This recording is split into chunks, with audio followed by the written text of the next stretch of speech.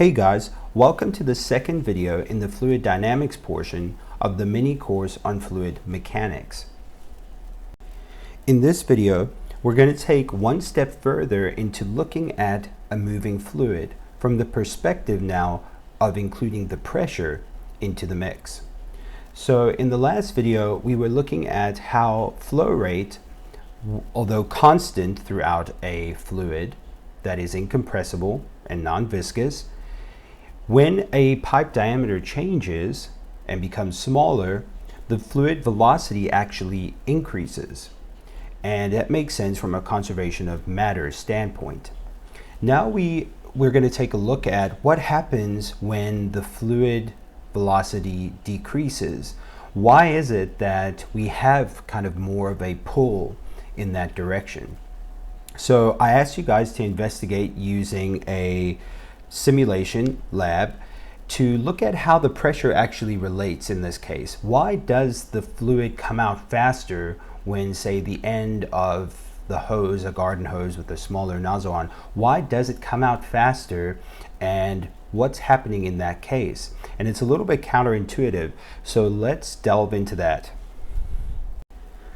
All right, so here I have a little screenshot from the lab, and you can see I've decreased the diameter of the tube in the middle, and I'm not really concerned to really exactly what the diameter is right there or the radius is of that section of pipe. All I know is that it's smaller, and I can show that the speed differences are definitely following the idea that we established before. Where the diameter is large, the speed is less, than where the diameter is small, the speed is more.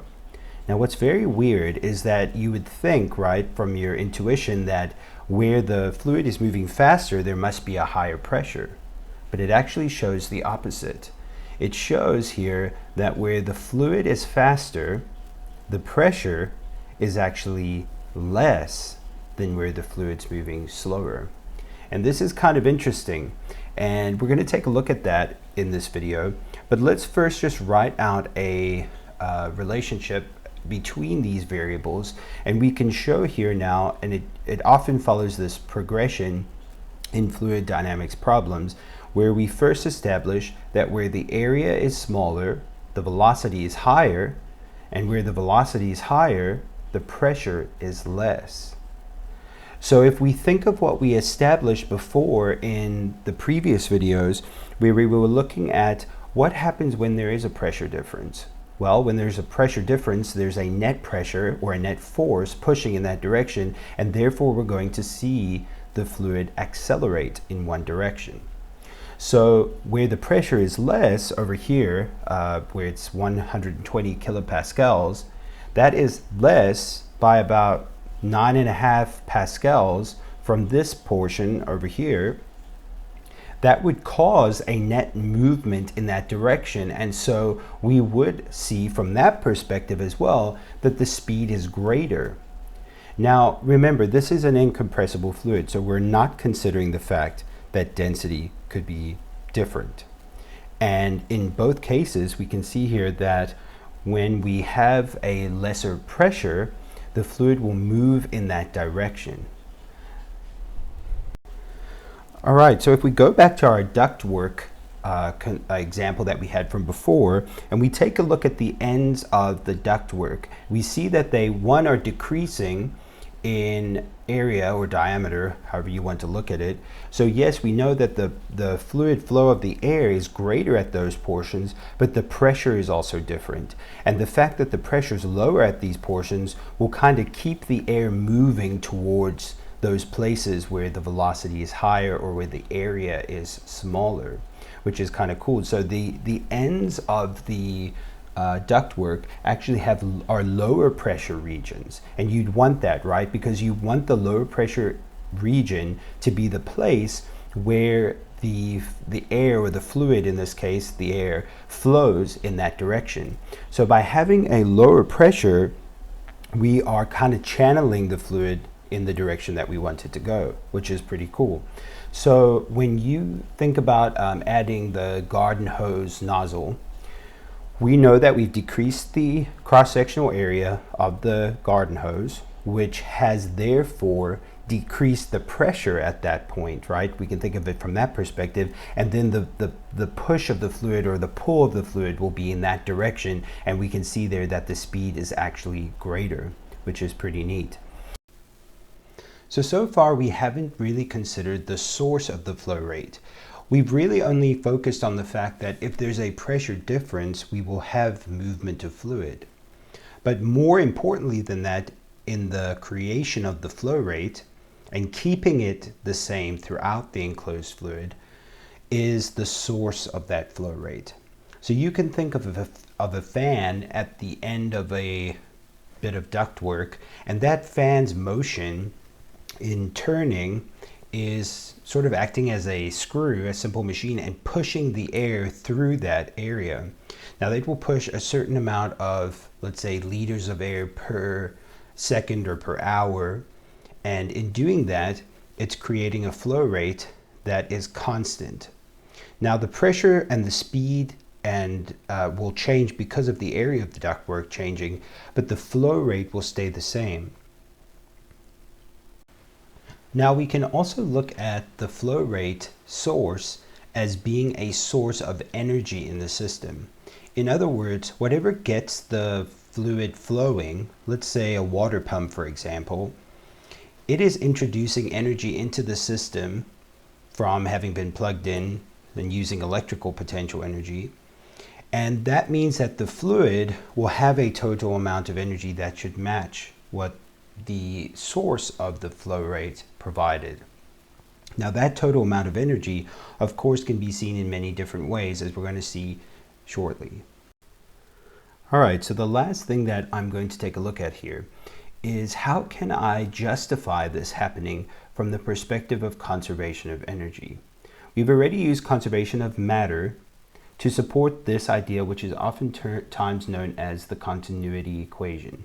And in the continuity equation, we've said that if the same amount of matter has to exist between two places, then the speeds would have to be different.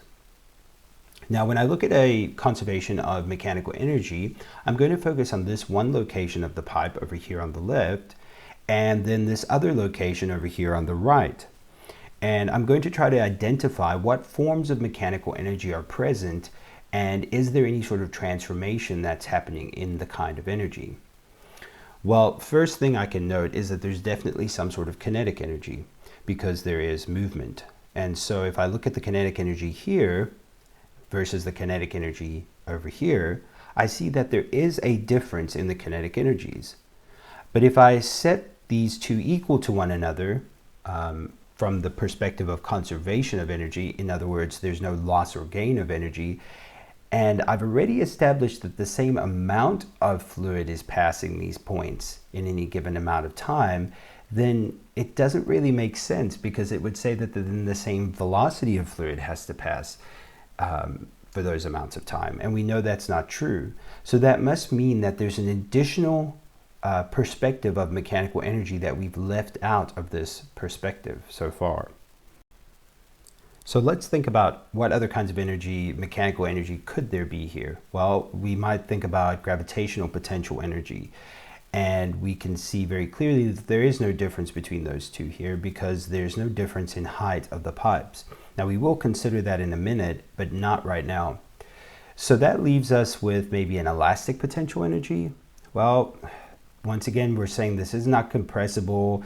We're not considering any sort of elasticity. So no, that's not it. So the only thing that we have left to establish mechanical energy is work. So there is some sort of work being done on the fluid from this location to this location.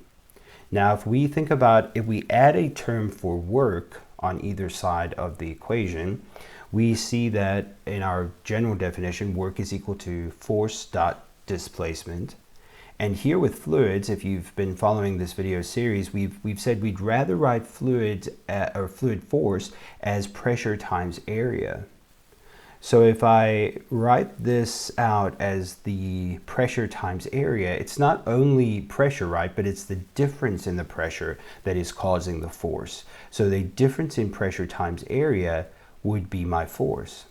So if I go ahead and substitute that into the equation, I get this. Now, taking this one step further to make it more representative of a fluid, remember how we talked about we wouldn't really write mass so much as we would write density times volume. So what I'm going to do is I'm going to substitute in the density times the volume in each location and for wherever I see mass. Now it's really important for me to distinguish the V's, right? So we have an uppercase V for volume and a lowercase v for velocity.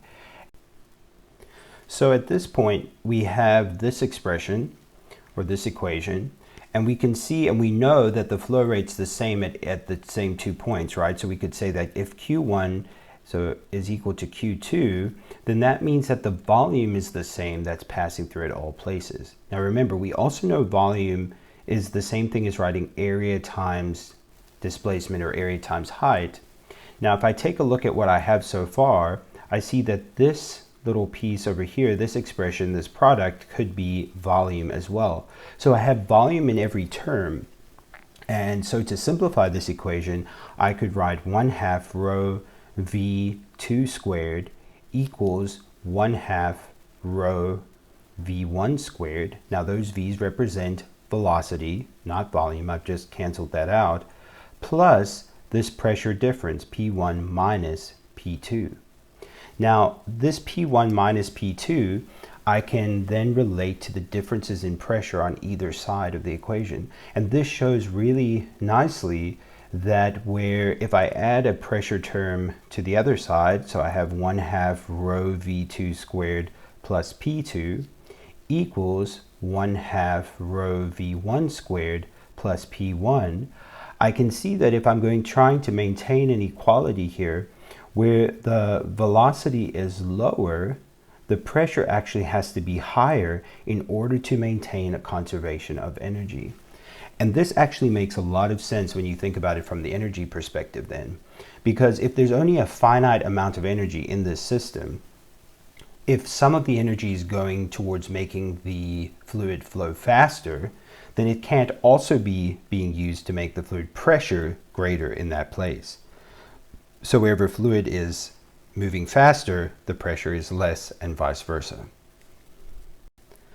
So the final thing that we need to do is go back to the Phet simulation, and what I would like you to try to figure out for yourself is if I change the height of one end of the pipe to the other, how would that factor into this energy expression?